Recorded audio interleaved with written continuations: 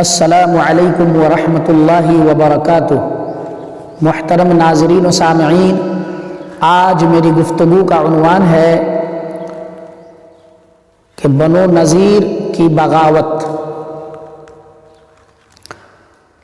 آپ پچھلی گفتگو میں سن چکے ہیں کہ یہودیوں کے بڑے بڑے قبیلے تھے جو مدینہ میں آباد تھے۔ 3 قبیلے تھے۔ ایک قبیلہ بنو قینقاع کا تھا، دوسرا بنو نذیر کا تھا، اور تیسرا بنو قریظہ کا تھا۔ یہ تینوں قبیلے مسلمانوں کے خلاف سازش کرنے میں مصروف رہتے تھے۔ مشرکین مکہ کے ساتھ ان کا ساز باز تھا۔ لڑنے کے لیے میدان میں تو یہ نہیں آ سکتے، اس لیے کہ یہ لوگ لڑنا زیادہ نہیں جانتا تھا، سازشی ذہن اور دسیسہ کار تھا، لہذا مرد میدان نہ تھا۔ چنانچہ چھپ چھپ کر مسلمانوں کے خلاف سازشیں کرتا اور دشمنان اسلام کو بہکاتا، بھڑکاتا اور لڑائیوں پر ابھارتا۔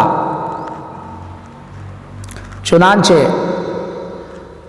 ایک معاملہ کے تحت رسول اللہ صلی اللہ علیہ وسلم اور ان کے ساتھ چند صحابہ بھی تھے،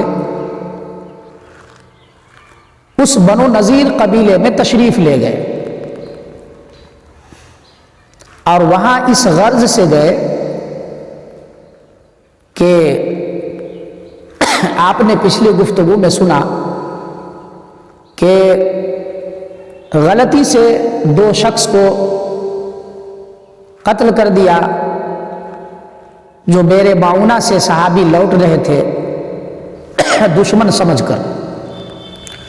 اس لیے رسول اللہ صلی اللہ علیہ وسلم نے فرمایا کہ یہ دیت میرے اوپر لازم ہو گئی۔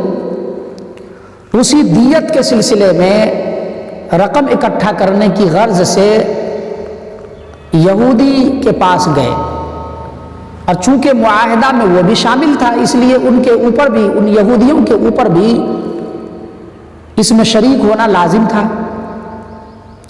چنانچہ رسول اللہ صلی اللہ علیہ وسلم وہاں تشریف لے گئے اور دیت کے سلسلے میں گفتگو کی۔ ان یہودیوں نے تو بڑی چکنی چپڑی باتیں کی اور اندر سے سازش میں مصروف تھا۔ جس گھر کے پاس رسول اللہ صلی اللہ علیہ وسلم بیٹھے ہوئے تھے، اس گھر کے چھت پہ پتھر کا ایک بہت بڑا چٹان تھا کہ اگر وہ چٹان ان لوگوں کے اوپر گر جاتا تو یہ لوگ اس میں دب کے ہلاک ہو جاتے۔ اسی پتھر کے چٹان کے وہ پتھر کا چٹان جس گھر پہ تھے اسی گھر کے قریب میں رسول اللہ اور ان کے صحابہ موجود تھے، بیٹھے ہوئے تھے۔ اشارے میں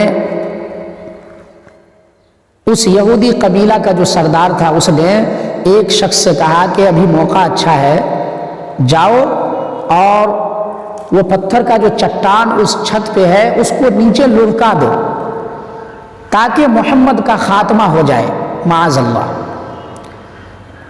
چنانچہ وہ شخص اپنے کام کو انجام دینے کے لیے چھت کی طرف چل دیا۔ ادھر رسول اللہ صلی اللہ علیہ وسلم کو بھی اللہ رب العزت نے حضرت جبرائیل علیہ السلام کے ذریعے خبر کر دی۔ چنانچہ رسول اللہ اور ان کے صحابہ وہاں سے اپنے گھر کی طرف چل دیے اور آ کر جنگ کی تیاری شروع کر دی۔ پھر جنگ کے لیے بڑھے اور جا کر بنو نذیر قبیلہ کا محاصرہ کر لیا۔ چند دنوں کے محاصرے کے بعد یہودی خائف ہوا اور رسول اللہ صلی اللہ علیہ وسلم کو پیشکش کی کہ یا رسول اللہ، ہمارے حق میں آپ جو فیصلہ کر دیں گے ہم اس کو مان لیں گے، ہم پر آپ رحم کیجئے۔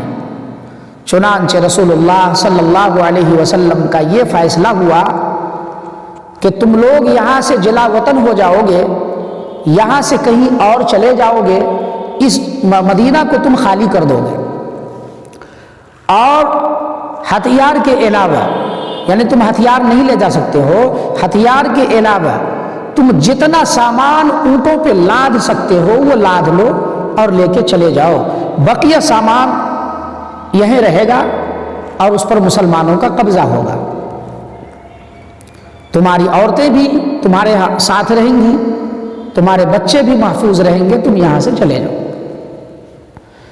چنانچہ یہودیوں نے، جو بنو نذیر قبیلہ کا یہودی تھا، انہوں نے اس بات کو مانا اور پھر وہ چل دیے۔ وہ منظر دیکھنے والا تھا کہ لوگ اپنے اپنے سامان اپنے اونٹوں پر لاد رہے تھے اور اپنے گھروں کو اپنے ہاتھوں سے گرا رہے تھے، پھر سارے سامان کو لے کر وہ لوگ چل دیے۔